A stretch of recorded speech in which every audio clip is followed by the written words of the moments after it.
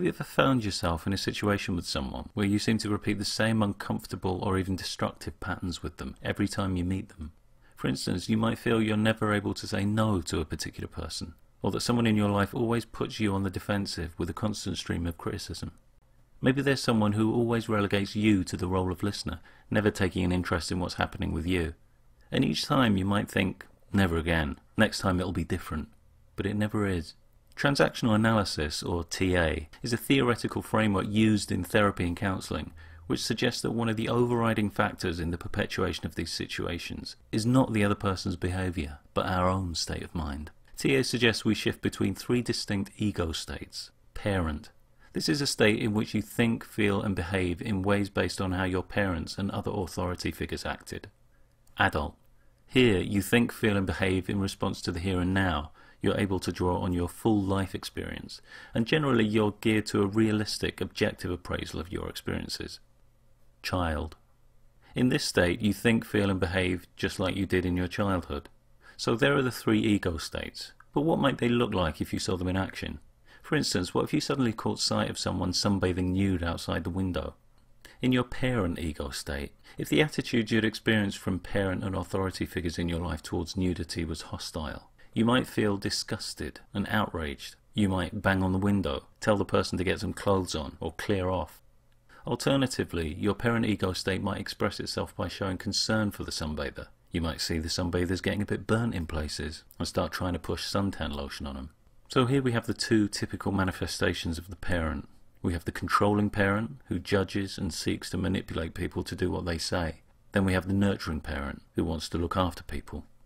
Going back to the window, instead of moving to a parent state, we might move to child. As a child, you might have been taught that nudity was shameful and trained to avert your eyes, to feel embarrassed or even guilty. If you felt and did these things, you'd be in your child state. Now there's another side to the child state that doesn't give a damn about what people think. It does exactly what it wants to do. This child might see the sunbather and think, that looks fun.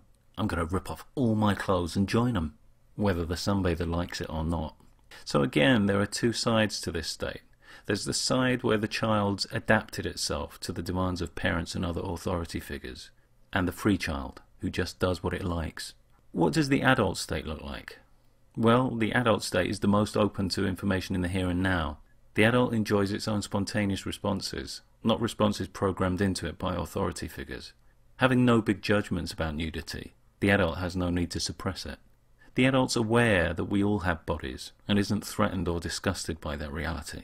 Fundamentally, the adult respects the sunbather as an equal. The big buzzwords here are respect and awareness.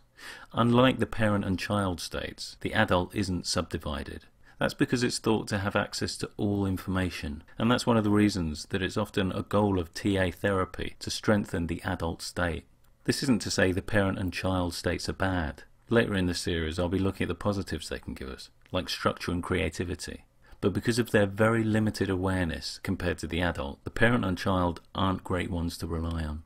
To illustrate why, let's go back to the start of the video, where I spoke about finding yourself in endlessly repeated patterns of negative behaviour with some people. What state would you say these folks are in? Well, it's not going to be adult. Let's look at why that is. We move between the ego states all the time, but not in a random way. We change states in response to the thoughts and events we experience. Events, thoughts and memories that seem unfair might put us in our parent state, where we become judgmental, angry or superior. Events, thoughts or memories that embarrass us might put us in our child state, where we might feel ashamed and think we're bad. We change states in response to people too. Here are a couple of examples of how that might happen.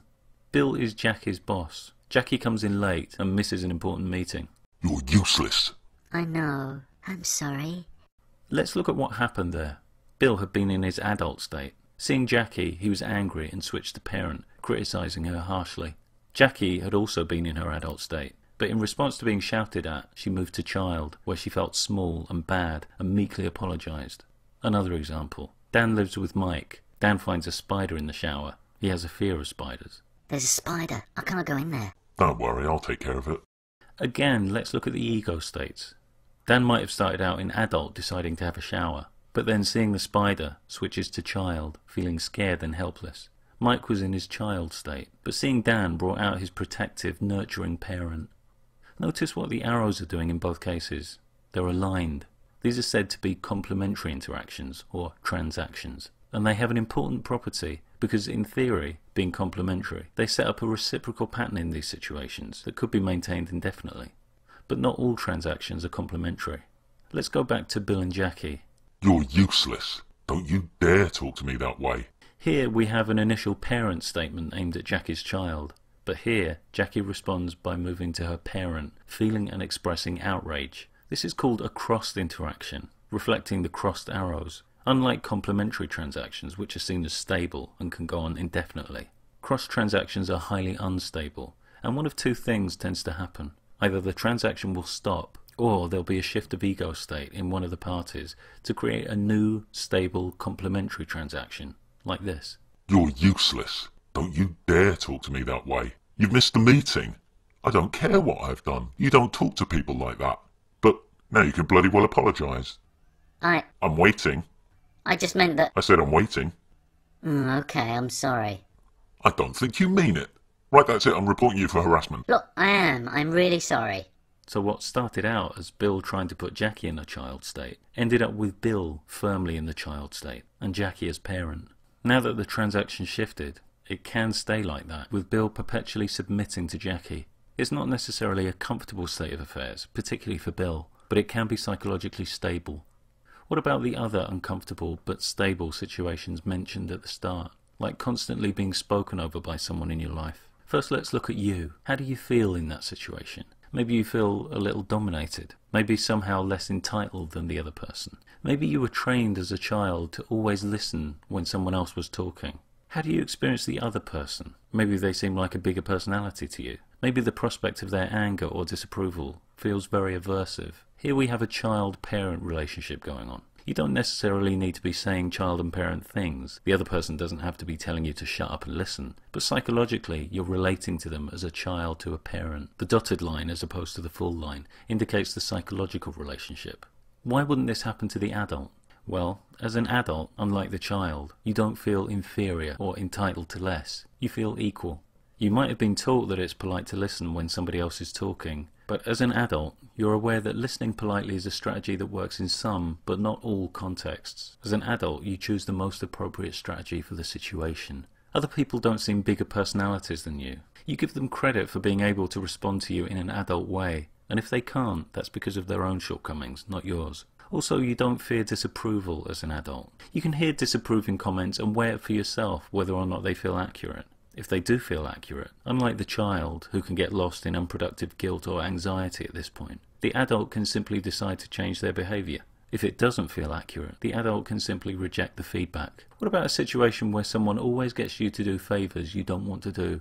Maybe they seem to act small and helpless. They might use a whiny, pleading voice. And what does that bring out in you? Maybe you feel responsible for their emotions. Maybe you feel like the bigger, more capable person.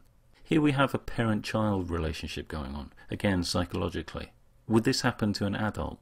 Again, as an adult, you see yourself as equal, no more intrinsically capable than them. Where you are more capable at a particular thing, you know it's because you worked at it yourself, so constantly doing that thing for someone else actually prevents them from becoming capable.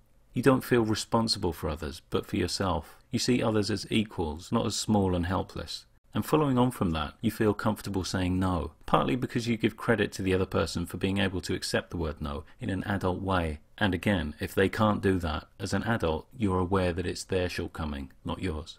So, with the adult's wider awareness and sense of equality and fairness, these uncomfortably unbalanced relationships don't really gather any momentum. People who talk over them or try to take advantage will either have to change their behaviour around the adult or go off and find other targets. As I've mentioned, TA therapy's goal is often to strengthen the adult state. If you're interested in doing that, one starting point is to look at what events and people trigger your parent and child states. Do you assign responsibility equally? Do you have to be in control? Do you feel forced into taking control? Do you have a hard time making decisions and try to get others to make them for you? Do you feel fundamentally you're not as good as others? And what might these things bring out in other people, perhaps in reaction to you? In this video I looked at ego states and basic transactions. In the next video I'll be taking a closer look at conflict, manipulation and psychological games.